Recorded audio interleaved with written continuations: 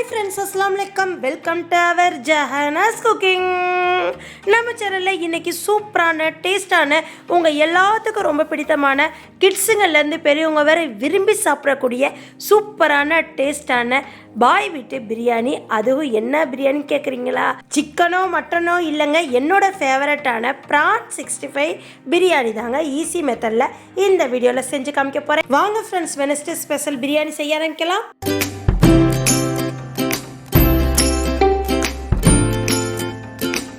இந்த பிரியாணி செய்கிறதுக்கு ஃப்ரெஷ்ஷான ப்ரான் வாங்கி நல்லா அலசிட்டு மஞ்சள்லாம் உப்புலாம் போட்டு கழுவி ரெடியாக வச்சுருக்கேங்க.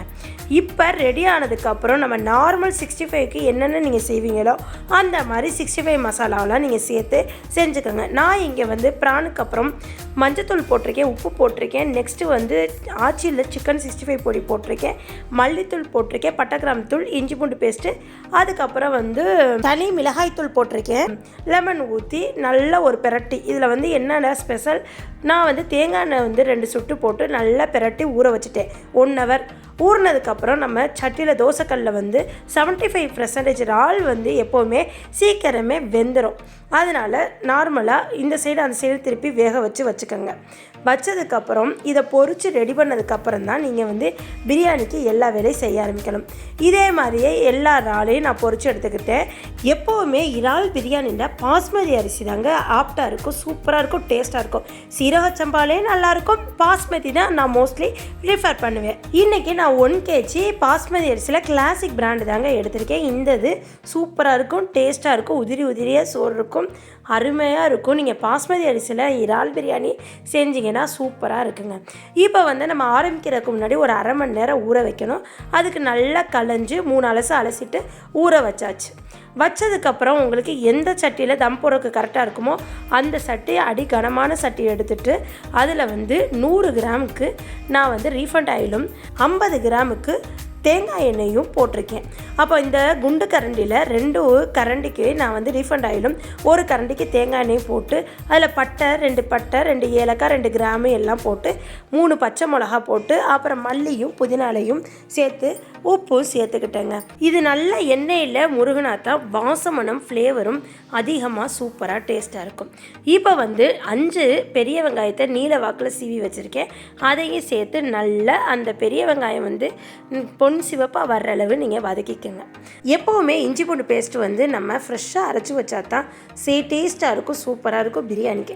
அதனால் இன்றைக்கி நான் ஃப்ரெஷ்ஷாக அரைச்சிருக்கேன். அதிலிருந்து இந்த வெங்காயம் வதங்கினதுக்கப்புறம் நம்ம இஞ்சி பூண்டு பேஸ்ட்டு நான் போட்டுக்குருவோம்.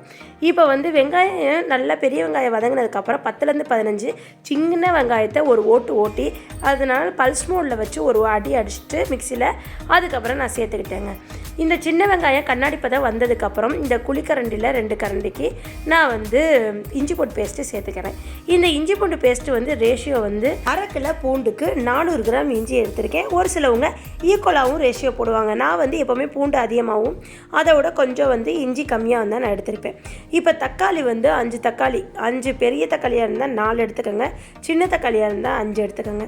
இப்போ எனக்கு மீடியம் சைஸாக இருக்கிறதுனால நான் ஒரு 4 தக்காளி எடுத்து அதை வந்து 1-2 கட் பண்ணி சேர்த்துக்கிட்டேன். இப்போ இந்த தக்காளி போட்டு எண்ணெயில் நல்லா வதங்கினதுக்கப்புறம் தயிர் வந்து சேர்த்துக்கோங்க. அந்த குழிக்கரண்டியில் 2 கப்பு தயிர் நான் சேர்த்துருக்கேன். எவ்வளோக்கு எவ்வளோ நீங்கள் தயிர் சேர்க்குறீங்களோ அவ்வளோக்கு எவ்வளோ பஞ்சுன்னு சூப்பராகவும் டேஸ்ட்டாகவும் இருக்குங்க. எப்போவுமே எங்கள் மம்மிக்கிட்ட நாங்கள் ஊருக்கு வந்தாலே அவங்களோட ஸ்பெஷல் இந்த இறால் பிரியாணி, அது ஒரு இறால் 65 பிரியாணி செஞ்சு கேட்குறது எப்போவுமே எங்களோட ஒரு வழக்கம் ஆயிடுச்சுங்க. அதனால் நாங்கள் ஊருக்கு எப்போ வந்தாலும் நாங்கள் இந்த இறால் 65 பிரியாணி செஞ்சு கேட்போம். உங்கள் காரத்துக்கு ஏற்ப மிளகாய்த்தூள் சேர்த்துக்கோங்க. நான் இன்றைக்கி மிளகாய்த்தூளில் 1 டீஸ்பூனும் 3 டீஸ்பூனுக்கு பட்டை கிராம்பு தூளும் 2 டீஸ்பூனுக்கு தனி மல்லித்தூளும் சேர்த்துருக்கேங்க. இந்த ஆச்சி பிராண்டில் தான் எடுத்து சேர்த்துருக்கேன். இதை சேர்த்து ஒரு வதக்கிக்கோங்க. எண்ணெயிலே பிரிஞ்சு நல்லா வேகட்டும். ஏன் இறால் நான் சேர்க்கலை இப்போலண்டா, இறால் வந்து நம்ம 65 மாதிரி பொரிச்சு வச்சாச்சு. ரொம்ப வந்து இதில் சேர்த்து வதக்கினோம்னா வெந்துருச்சுன்னா லப்பர் மாதிரி ஆயிரும். அதனால் நான் தம் செட் போடுறப்ப தான் நான் வந்து சேர்க்குறேன். இப்போ வந்து நான் ஃபஸ்ட்டு ஒரு கப்புக்கு நான் தேங்காய் பால் தண்ணி செகண்ட் பால் இருக்குல்ல அதில் வந்து நான் வந்து ஒரு கப்பு சேர்த்துக்கிட்டேன். நார்மலாகவே நீங்கள் அரிசி எவ்வளோ எடுத்துருக்கீங்களோ அதுக்கு வந்து 1க்கு 2 தாங்க. கொஞ்சம் குறைச்சி வைப்பாங்க, கொஞ்சம் உதிரியாக கொஞ்சம் வந்து லைட்டாக விதையாக இருக்கிறதுக்காண்டி. நான் வந்து குறைச்சி வைக்கலைங்க, 1க்கு 2 கப்பு நான் எடுத்துக்கிட்டேன். ஃபைனலாக என்னடா மிளகுத்தூளை இப்போ போடுறேன்னு பார்க்குறீங்களா? எப்போவுமே நீங்கள் வந்து இறால் பிரியாணிக்கு மிளகுத்தூள் போட்டிங்கன்னா டேஸ்ட்டு கொடுக்கும். நீங்கள் வதக்கிறப்போட போடலாம். நான் எப்போவுமே இறாலாக இருக்கட்டும், சிக்கனாக இருக்கட்டும், மட்டன் எல்லாத்துக்குமே மிளகுத்தூள், தனி மிளகுத்தூள் நான் போட்டுருவேங்க.